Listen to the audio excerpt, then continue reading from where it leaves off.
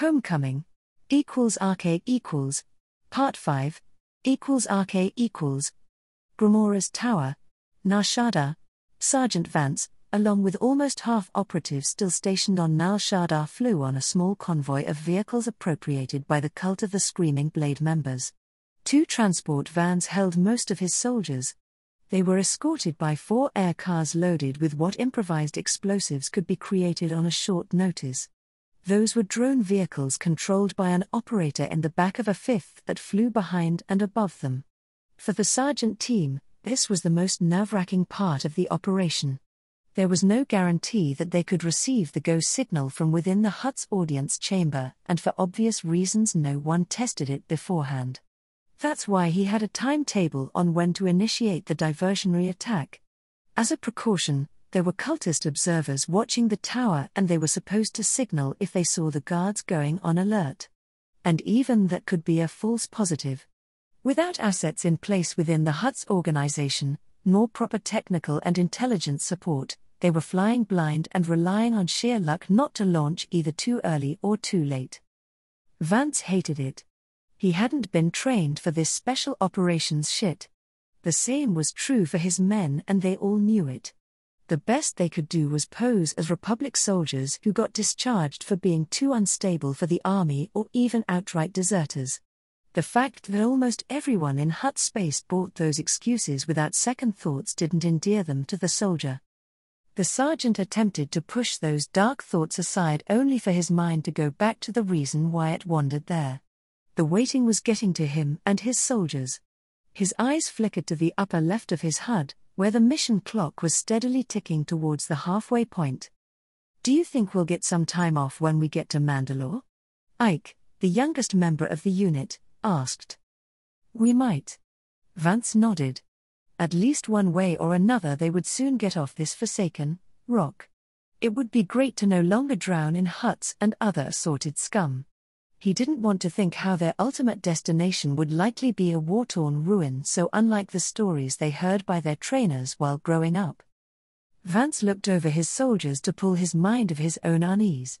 They were all nervous and their impatience grew with every passing moment. The tells were subtle and anyone who hadn't worked closely with them for months would likely miss them.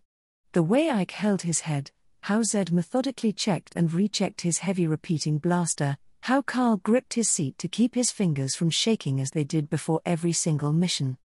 10 seconds before the clock reached the halfway point, everyone's calms buzzed. Once, Vega actual to all Vega elements, we're a go. Sun Rider, deploy, deploy, deploy. Vance barked into his comm. It was as if a switch was thrown and as adrenaline flooded his system all traces of nervousness vanished to be replaced by cold, crystal clarity. The van's driver accelerated and banked to exit the vehicle stream leading away from the tower. The sergeant didn't need to see with his eyes to imaging what was happening outside. The rigged cars would be breaking ranks and heading towards their targets. When they flew over the landing port for the hut's visitors, 2 of them would blow off their side doors, deploy a pair of missile pods and suppress any and all guards there, thus softening them for the following troopers. Only then, the drone operator would lead them to their final destinations. Vega actual, Sun Rider. Rider 1 and 2 deployed. A heartbeat later, deep resonating boom shook the van followed by a second one a moments later. Riders 3 and 4 engaging. It was only thanks to the filters built into his helmet that Vance could hear missiles deploying over the whine of the van's straining repulsors. However, the following explosions were sharp and distinctive, a mixture of AP and anti-personnel warheads going off. 10 seconds. Brace. Alignment, right. The driver shouted. 2 more warbling explosions washed over the vehicle. Brace. Vance repeated the warning.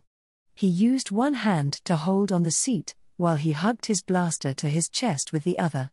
Deceleration slammed into the NCO and the van came to a sudden stop with the whine of protesting repulsors. Go, go, go. Cover to the right, enemy to the left. The sergeant snapped. Carl, who was at the back, next to the exit, was first to release himself from the seatbelts. He pulled off a concussion grenade, slammed a fist in the release panel and threw it out the moment the door began to slide open. Ike popped smoke a couple of seconds later, and there was just enough time for some concealment to form when the ramp finally opened. Carl was out first. He went out and low, heading to the left to draw fire and provide cover for the rest of the troops. Ike was next, and he went right to use the van for cover. The rest of the soldiers piled out and began scanning for targets. The landing port was chock full with vehicles, as expected, which meant additional cover. A lot of said aircars were now burning courtesy to the improvised airstrike. There were bodies and pieces of bodies laying everywhere. Some were the hut's guards, others from the security of his guests. It didn't matter to the clone. He had his orders: everything moving that wasn't Vega element was going to die. Displace and take cover. Vega ordered when it began obvious no one would immediately contest their landing. He followed his own order, while thanking whoever or whatever was listening for allowing them to go through the initial, most dangerous stage, unscratched. Contact, 12 o'clock. Carl warned.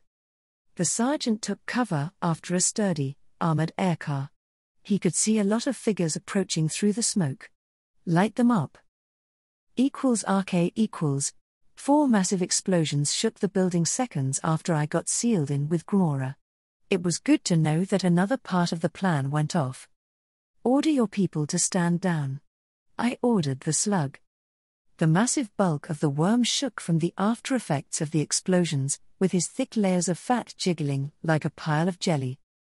You won't get away with this, Mandalorian. I'll see you and your kin die screaming for this. Gamora blustered. I took aim and reduced his left stubby arm into a smoking ruin. He wailed in shock and pain. His large eyes widened in sheer disbelief that made me wonder how long has it been since anyone or anything caused him physical pain, much less injury. I won't ask as nicely again. I aimed at his remaining arm. My emphatic sense warned me when the hut's pain and fear gave way to blinding fury. He roared incoherently and lunged at me, determined to crush me under his incredible bulk. It was shocking to see such a huge slab of fat move this fast. If it wasn't for the force still boosting my speed and reactions, Gamora might have been able to fall on me even as I shot him dead or smeared him on the opposite wall with a mighty telekinetic push. Instead, I grabbed and froze him in place with my mind. It took him about a minute or so for the red-hot rage blanking his mind to break. Meanwhile, the fighting outside went to a crescendo before slowly dying off. I could sense familiar signatures vanishing as some of my people paid the ultimate price. This better be worth it. Call off your people. I snarled at the hut once he was somewhat coherent. Gamora stared at me for a long moment. His eyes looked around, searching for a way out. I shot off his other arm and he screamed again. This time no spike or rage came over him. Instead, there was delicious dread worming its way within his slimy heart. Vale. You are dead. The whole galaxy saw you die at Bothoi. I'm the Dark Lord of the Sith, Worm. We are not so easily dispatched. Call off your people before I turn you into an objective lesson on why the whole galaxy was terrified of my people. Gamora looked at me and shook in fear. You'll kill me anyway. If you don't follow my orders, I won't kill you. Nor would I allow you to die. Ever. I'll keep you alive, screaming insane for 1,000 years. You'll beg for death for ages before I consider allowing you such a mercy. Your kind has long memories. You know I'll do it. Seeing a hut go green, then pale with terror was a fascinating experience. His mind-blowing terror brought a smile to my face. I'll need a communicator. His eyes went to a device built into his palanquin. Good boy. I put one of my blasters on its magnetic clamp and used the force to activate the comm unit. This is Gamora. The hut spoke in a shaky, halting voice. Stand down. Now, damn you. Let us hope, for your sake, that your people will comply. Now to business. You're about to make a huge donation into the Mandalorian cause. If it is large enough, I might consider not skinning you alive and using your skin as a rug. I reasonably asked him to cough up everything he owned. RK equals. Part 6. RK equals. Gramora's Tower. Nar Shaddaa. Being a relatively small-time Hutt crime boss on Nar Shaddaa paid a lot. While I grilled Gramora, I found that in fact it was surprisingly lucrative. The liquid assets alone I persuaded him to cough up in the form of bank accounts were roughly equivalent to 50 million Republic credits. He had more in the form of easily and not so easily portable treasure in this tower, and let's not forget the various businesses he owned, legal and otherwise. By the time I was sure Gramora was the most honest Hutt in existence, his hide was a bit fried and he could make a great impression of one-eyed pirate once someone replaced his ruined arms with hook-ended prosthetics. Strictly speaking, our haul wasn't quite enough for what I wanted to buy from my new favorite arms dealer. However, some creative persuasion might yet get a deal done without involving the fleet directly. If that happened, it would make it worth the losses my people suffered so far.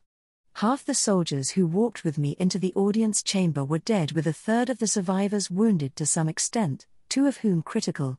When I made Gramora open the shutters, I dumped him away from his palanquin, and once we loaded it with the most precious treasures of the Hutt, we would be using it to haul out the casualties too. As far as our gracious host was concerned. HK, how is it going? The assassin droid was busy gleefully attaching an explosive collar to the Hutt.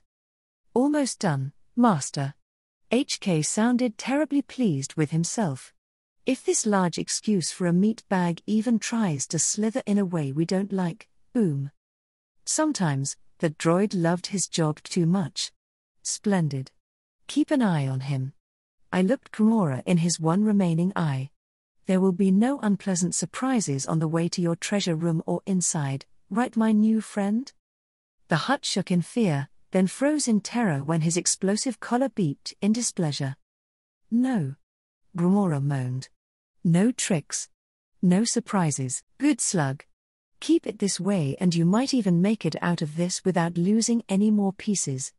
I spoke in a reassuring tone that for some reason made his fear rise even further. Rex, hold this position. We're loading what loot we find in his treasure room and we'll be back ASAP. Do your best for the wounded. Gramora's remaining thugs turned out to be either unusually disciplined and listened to his orders to make themselves scarce, or simply figured out that working for him was a losing proposition and left for greener pastures. Anyway, the only things we encountered en route to the treasure room were a few protocol and maintenance droids and a bunch of sealed doors. Gramora eagerly provided the necessary codes to pass through. That's. One of the clones trailed off once we got inside. The treasure room had more in common with a museum than what I expected. My most recent experience with something like that, the horde of that pirate who managed to catch and disarm Dooku, was more in line with my expectations. Well, there was a lot of gemstones, assorted precious metals, sealed chests with various non-electronic currencies, and all kinds of art pieces that might cost a fortune if they were in fact genuine, and you had the time to find the right buyers. Boys, begin loading the palanquin. Gramora, be a good Hutt and tell us which are the most expensive pieces. The Hutt gave out a pained moan at the sight of his precious loot being ransacked, yet he eagerly complied the moment I raised a hand his way.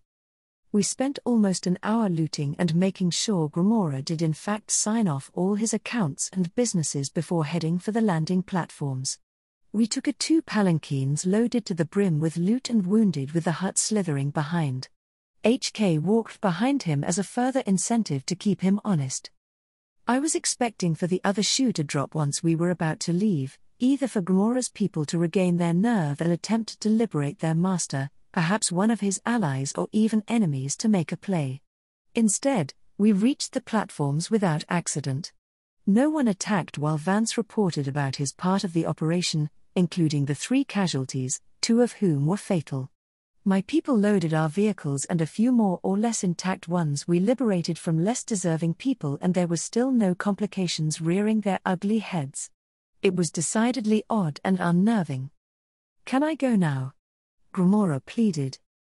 I got into the aircar that my team used to get here and looked at the Hutt. Sure. I promised you I won't kill you or torture you any more if you was a good boy. Gromora sagged with relief. You, however, criffed up with my people. HK. I nodded at the assassin droid. It's a pleasure, Master. He pressed a button and the Hutt's collar beeped. You promised. I promised not to kill you myself. I never said a thing about ordering you dead. Have a nice stay in hell. The aircar's door slid closed just in time to shield me. A dull flash and subdued thump echoed over the platform and a shower of gore rained all around us. RK Gord's Big's guns. Nar Shaddaa. After the raid, we spent a few hours consolidating, taking care of the wounded, our gear and going over the loot. Once we had all of that more or less sorted out, we loaded 3 vans with treasure and headed straight for Gord's.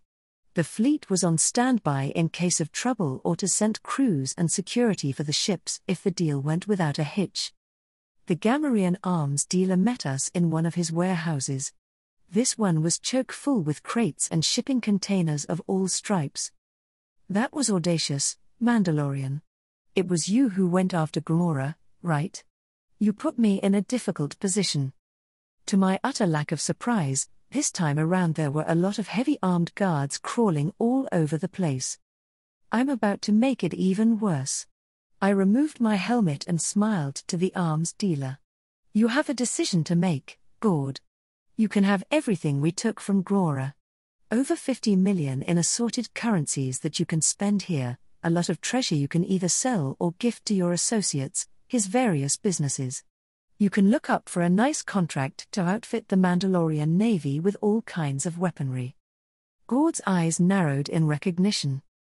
Mandalore, he sighed. I should have known. Your war has been very good for business, your people too. Gord looked at his guards who were all tense and ready to spring to action. They won't make a bit of a difference, would they? I expect them to be much better than Gromora's goons. That means they would last a bit longer. You aren't ready to face a Sith. It was a simple trick to make myself look terrifying. A subtle shift of the voice, a push for the Force to send waves of unease and fear into the hearts of anyone who wasn't with me, and any potential skirmish here was already half won. A reputation like mine did occasionally come in very useful. And you have a fleet that got away from Bothor intact. Gord grumbled. The ships you're offering will make a nice addition to it. I'm even willing to field test them for you. If they prove as useful as expected, I might have yet another deal for you. What is going to be, Gord? I could see him struggle with his pride, greed and fear of Hutt complications. However, the Hutts weren't in his warehouse, I was. How much money did you swindle from Gromora? He asked. I relaxed a bit. We were on Homecoming. RK Part 7. RK Observation Lounge. Republic Cruiser Solace. Dark space. Just over 100 ships of all sizes formed a protective shell over a 2 kilometers long and a third that tall mobile dock. Ever since robbing Gromora blind and blowing him up, practically everything went according to plan. Gord played ball, though he did haggle something fierce about future contracts, which raised his standing in my eyes. 3 days ago, we left Nal Hutta with 5 brand new destroyers in tow and 8 frigates in decent condition that had their weapons refurbished. We brought some sorely needed supply vessels too, loaded with both hypermatter and Tabana gas. To top it all, a small train of freighters loaded with Gord's best toys followed. We met the fleet in a predetermined location in the vast abyss between star systems, unloaded everything we could from the civilian ships and made a series of random jumps to break any pursuit. Naturally, we kept jamming up and running to neutralize any tracking devices slipped into our new purchases. Our E-War specialists couldn't detect anything. The same was true for the people going through the new ship's computer cores. No nasty surprises whatsoever. We even met with the mobile dock and its escorts, which were friendly, intact, and no one came to break the party. You look ill at ease, General. Joanna commented. I am. I admitted and continued to watch the mobile dock work. Currently it was busy installing a completed silencer into a Venator. Its engineers were damn busy along with almost everyone with technical expertise in the fleet. While a single mobile dock would need years to fix most of the damage we received getting there, its stores of spare parts and extensive workshops could patch up a lot of battle damage. The specialists on board had some nifty ideas on how to use what we had in creative ways. They were even convinced that they could build and install a second silencer with what we brought from Nal Hutta, which was why I agreed that we would delay our flight home for a whole week. It was going to be very busy 7 days. Why? For a change, fortune broke our way. Joanna pointed out. That's just it. Ever since I found myself in this time, I can count on the fingers of a single hand the times things didn't go to hell. Hundreds of glowing dots darted all over the place, shuttles, people in space suits and repair droids that crawled over and within every ship in the fleet. You're getting paranoid, General. I was already paranoid, thank you very much, Joanna. Do you have the list? She walked to stand beside me and handed me a datapad. I took it with my prosthetic hand and examined the contents. We better reach friendly space soon and replenish our losses. There simply weren't enough officers, junior or otherwise, to go around to properly crew the new ships. Enlisted personnel we had enough after picking up survivors, cannibalizing and scuttling vessels that were too damaged to be worth it keeping around. However, the officer corps got hit bad during our campaign. Piet, too? You'll survive without an adjutant until we get back to the Republic. He is capable, isn't he? That's true. Still, an exo position on one of the daggers? 2 days ago, her captain was a lieutenant commander. I looked at the rest of the names. Most didn't ring a bell, and the few I vaguely recalled hearing, it was in positive light. Beggars can't be choosers. Besides, the daggers won't fight like our regular ships. At least those boys and girls won't have a lot of bad habits to unlearn. Cut the orders. We'll be working the new ships and their crews to the bone. We had just a few days to break them in, enough not to be more dangerous to us in combat than to the enemy. Again, not enough bloody time. We couldn't really afford to wait longer than a week. That gave the enemy more time to reinforce our obvious escape route, not to mention to hit Mandalore harder. RK equals CIC, Republic Destroyer Assassin, Dark Space. Firmus Piet was exhilarated and afraid in an equal measure. Here he was, the XO of his own ship. Not just a dingy little frigate, but almost a cruiser-weight vessel. Never in his widest dreams he could even dare hope for something like this happening so early in his career. However, Piet knew he was an inexperienced officer, and the only reason why he was stuck with the job was because there weren't enough more senior people to go around. Helm, bring us to the rally point. 10% acceleration. Slow and steady. Captain Ryle Len, a veteran from the Freedom, ordered. Aye, sir. To the rally point. The helmswoman confirmed. The assassin's powerful engines came to life and a light vibration went through the deck before the compensator could properly handle the acceleration. I thought we got that fixed. The captain scowled. XO, have a word with engineering. If it's this bad at then % power, I dread to think what can happen to us if we need to move fast. Aye, Captain. I'll see to it. The Assassin was a brand new ship, one of 5 Dagger-class destroyers in existence. That meant there were a lot of problems to fix before she could be safely brought into battle.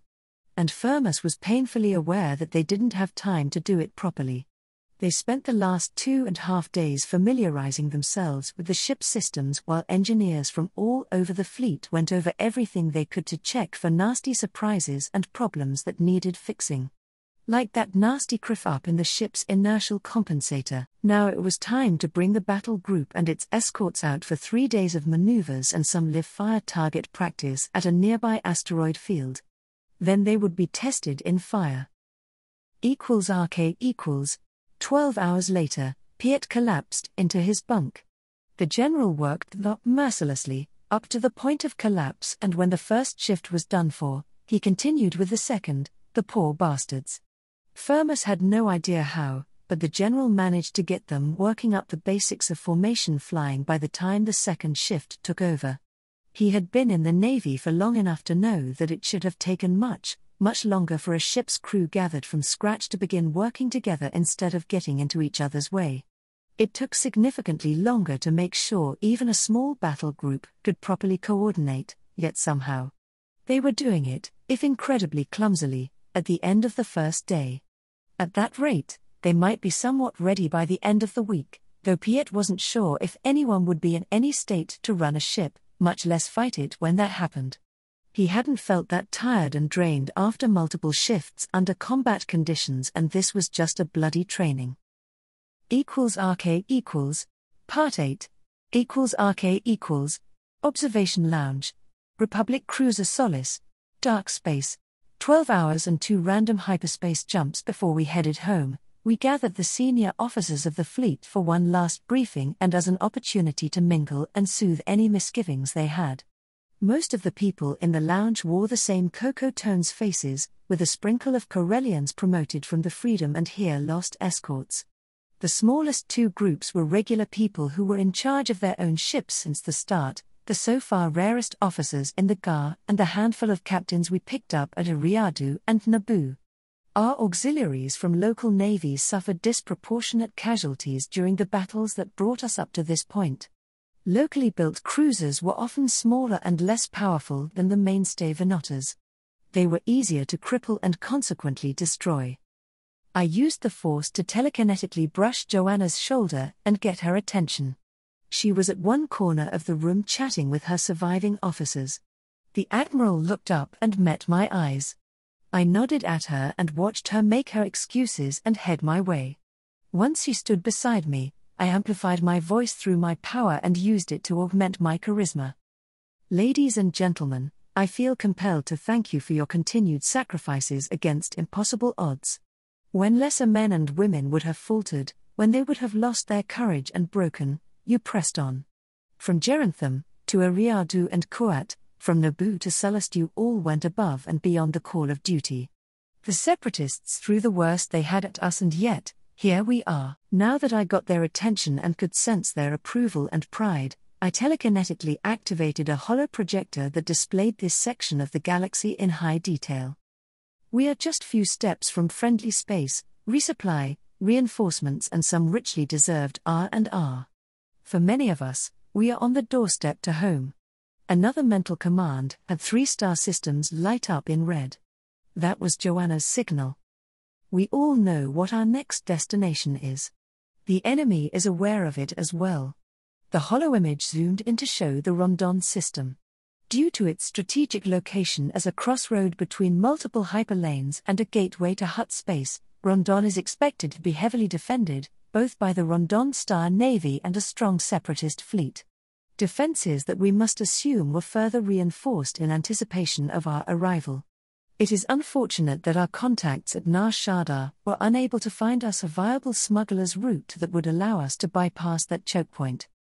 There was in fact one such we knew of, which terminated in a dense asteroid field that due to stellar cartography couldn't be bypassed without making a couple of dozen precision jumps around. There were known enemy listening posts in that area, and attempting to bring a fleet through there was sheer folly.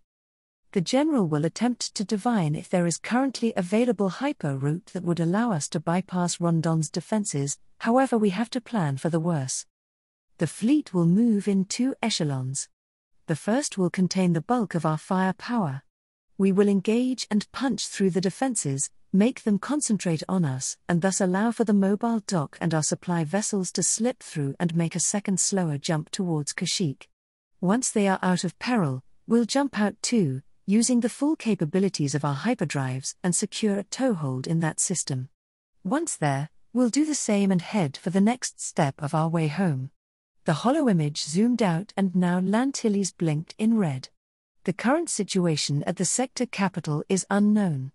We're assuming the worst once again, that it is in enemy hands. Strategic planning before we left to deal with Crimson postulated an attempt to hold onto that system. However, if the Navy faced overwhelming odds, they were to pull back to Giza, where they were to hold the line there at all costs. Another mental command had Tanab blinking in yellow. As many of you know, Tanab is the breadbasket for many systems in the nearby sectors. If it fell, those worlds would have no choice but submit to separatist control or watch their populations starve. GAR High Command was determined to heavily reinforce and hold it at all costs. A naval station with extensive repair facilities and supply depots should have been operational there for months now. This is our ultimate destination. Many captains perked up at the alluring promise of a safe ports and all the supplies their ships and crews sorely needed. Now, let's discuss how we will get there intact. RK equals. 18 hours later, I was alone in the lounge. The crews had a brief respite to recuperate after we worked them beyond exhaustion to prepare as much as possible in the time available, and they needed the brief respite. Now we were in range of Rondon and I was meditating, throwing my mind through the currents of the Force and trying my best to find a practical way to bypass Rondon. Worlds, stars, whole star systems constantly moved. Gravity fields ebbed and flowed as they pushed at each other. Safe passages between distant stars opened and collapsed in front of my eyes, more often than not faster than someone could input hyperjump coordinates, much less traverse those routes before they vanished. The stellar geometry simply didn't work. Bypassing Rondon would take dozens of jumps at best, and even after resupplying from Nar Shaddaa we simply lacked the fuel, not to mention the time for such a detour. I let of my power and cursed. My whole body tingled from the energy I just finished channeling. We would have to do things the hard way. Admiral Holt, we're a go. You already have the insertion coordinates. I contacted the CIC and ordered the fleet to deploy. That done, I closed my eyes, took a sip of an alchemical concoction I prepared to help me recover my strength, and continued to prepare myself. Odds were good that before we were done I would have to use battle mediation again. RK equals. Flag Bridge. RSN Cruiser Praetorian. Rondon. Council Salatiani, the man in charge of the whole Rondon Star Navy, was at the end of his wits. He had his whole force gathered in a defensive position above the homeworld, over 100 modern ships paid for by the efforts of the strong mercantile empire of the Rondon Trade Republic. Battle stations and constellations of weapon satellites surrounded the fleet, giving it a full sense of security. Even without the large Confederate presence in system, Rondon should have been more than secure. A few weeks ago, the Council would have sworn that the Galactic Republic couldn't pose a threat to his people unless fortunes changed and it began to win the war decisively. Then Bothoi happened. As the man tasked with protecting Rondon, he couldn't assume that the monster Veil perished murdering the Bothan homeworld. And even if he could, the GAR in the core revealed that they had yet another pet Sith working with them, the same one who supposedly trained Veil. Intelligence wasn't sure what to believe, however, Tyone couldn't take the chance.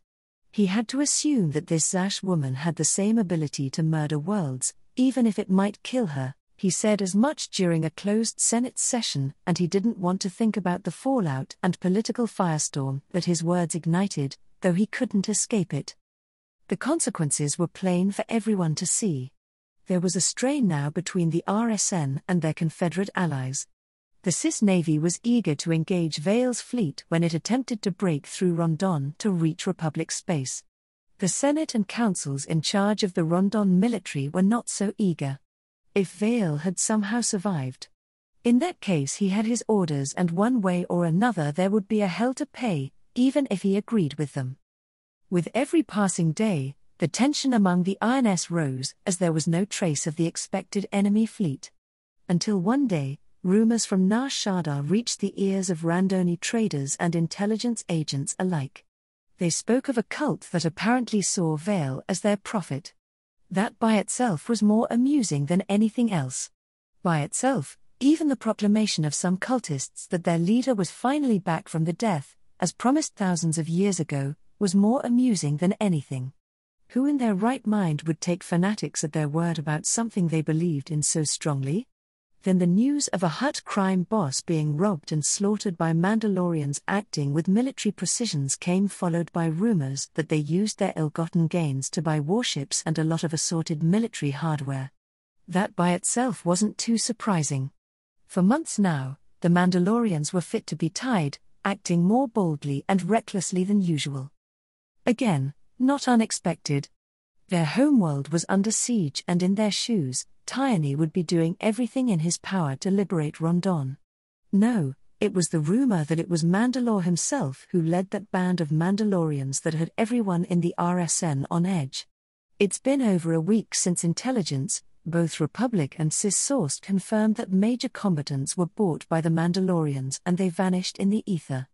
Vale's fleet was preparing to pay Rondon a visit that was beyond doubt, and all the council could do was wait. When the enemy finally arrived, Tyone felt both hope and dread. There were only 80 ships in that Republic fleet. The RSN alone outnumbered them, and when the CIS fleet was added to the mix, it might still not matter. We're receiving a transmission directed to the RSN and the Senate, Sulla's chief of staff exclaimed after the CIC contacted him. Put it on. An ice ball formed in the bottom of Tyone's stomach. Greetings, people of Rondon. A well-known and hated voice echoed in the flag bridge. The council's staff was quieter than a prairie rabbit that heard the barking of a pack of hounds. A hollow image of Vale appeared, displaying him in polished Mandalorian-styled armor. He looked older, with a few strands of graying hair and somewhat gaunt face, yet besides that, there was no trace that he had burned multiple times above Bothawui. Internally, the council cursed up a storm. The enemy fleet was mere 3 light seconds from Rondon. If the enemy came, he wasn't certain at all that the RSN and their allies could stop them before Vale was in range to repeat Bothawui. If he wasn't close enough already. As a show of mercy, I will give you a one-time offer. Stand down and get out of our way, or share the fate of all traitors. Council Tyone bit the inside of his cheek. Oh, how he wanted to unleash his fleet upon that monster who dared threaten everything he held precious. However, he could still see in his nightmares the fate of Bothawui. He could see the Confederate transmissions of droids sent down to the surface to determine what happened. Bothawui was a dead world now. There was absolutely nothing alive down there, not even microbes or viruses, if you can call the later alive in the first place. To even risk the same happening to Rondon was unthinkable. Give me a channel to the enemy flagship, Tyone hissed. This is Council Tyone, the commander of the Rondon Star Navy. We will not bar your progress as long as you do not approach Rondon or engage our forces. 10 seconds later, the Praetorian was bombarded with transmissions from his Confederate counterpart. However, what he deemed more important was the Sith's answer. It's good to see you're a reasonable man, Council Tyone. That way we can avoid actions that you wouldn't live to regret.